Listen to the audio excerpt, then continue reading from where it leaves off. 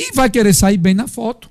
E se Lula se reelege, ele está bem na foto, amigo, para ocupar um cargo federal grande. Aliás, o governo Lula começou a exonerar hoje, no estado do Rio Grande do Norte, os indicados do Centrão, dos deputados da Arena e do PP. Né? O diretor-presidente da Codevasp, Lindenberg Tinoco, foi exonerado. Era a indicação, se não me engano, de bem deslocado. Do União Brasil, você quis dizer. Né? União Brasil e do PP. Do União Brasil, eu disse o quê? Você falou Arena. Do União Brasil e do PP. Agora na década de 70. E o deputado do PT do Ceará, o que é líder do PT na Câmara, o da cueca, deu uma entrevista ontem, um podcast, dizendo que o governo não vai nem querer saber, vai exonerar todo mundo mesmo, Luiz.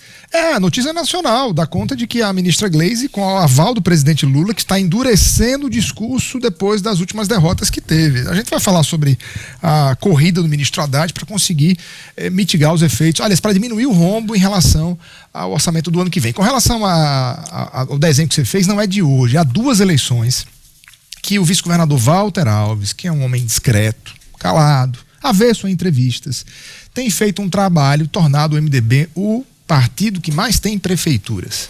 E aí, na sequência, você tem não só muitas prefeituras, vice-prefeituras e vereadores. Eu não tenho a menor dúvida que o MDB tende a sair ainda mais fortalecido na eleição do ano que vem. O seu desenho estratégico faz muito sentido. E pode ser que haja uma reviravolta de abril e março, mas sinceramente, gente, quem atua nos bastidores, a gente ouve sempre nos bastidores, eu já ouvi de vários outros atores aí dos bastidores, que é absolutamente decidido. O foco de Walter é sim fazer um deputado federal, uma boa bancada de deputados estaduais e seguir sendo alguém que vai liderar um partido forte no Rio Grande do Norte. E como você mesmo disse, se o presidente Lula for à reeleição, é óbvio que ele se credencia para algo maior em termos de representatividade regional, quiçá nacional. O seu pai, por exemplo, foi ministro de um governo da presidente Dilma. O ministro da Fazenda, Fernando Tachadi, deve apresentar nesta semana mais um pacote de medidas para cobrir o rombo do governo federal, estimado em 46 bilhões. O buraco surgiu, quer dizer, o buraco voltou a ser lembrado após a Câmara dos Deputados derrubar a medida provisória que buscava compensar a perda de arrecadação gerada pelo IOF. A proposta será discutida assim que Lula retornar de Roma. 31 bilhões corresponde à arrecadação frustrada e 15 bilhões se refere a corte de gastos que deixaram de ser implementados. Luiz, está faltando dinheiro no Brasil para tudo. Sim. E o governo não para de gastar. Sim, esse é o ponto, rapaz. E recentemente, televisões como Record, a própria Globo, o SBT, tem feito matérias sobre o que pode ocorrer, por exemplo, em 2027, o tal do apagão. E eu fui me ater a isso.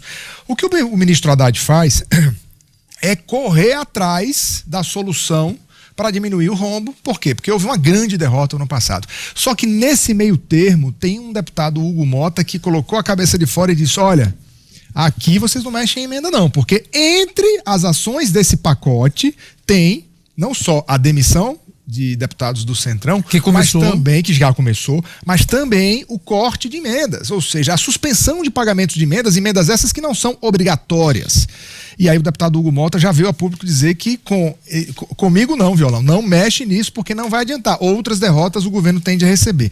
Mas só para contextualizar, você que está nos vendo agora, nós temos um aumento de arrecadação sim, vamos à casa de 1,440 trilhão, é isso mesmo, gente. A gente tem muito dinheiro arrecadado e o que se fala é que em 2027 nós teremos um orçamento praticamente 100% comprometido em pagar salários, custa e cada vez menos dinheiro para investimentos próprios. Em 2 anos, ficaremos sem recursos para investimentos como estradas, portos estratégicos, isso é fato.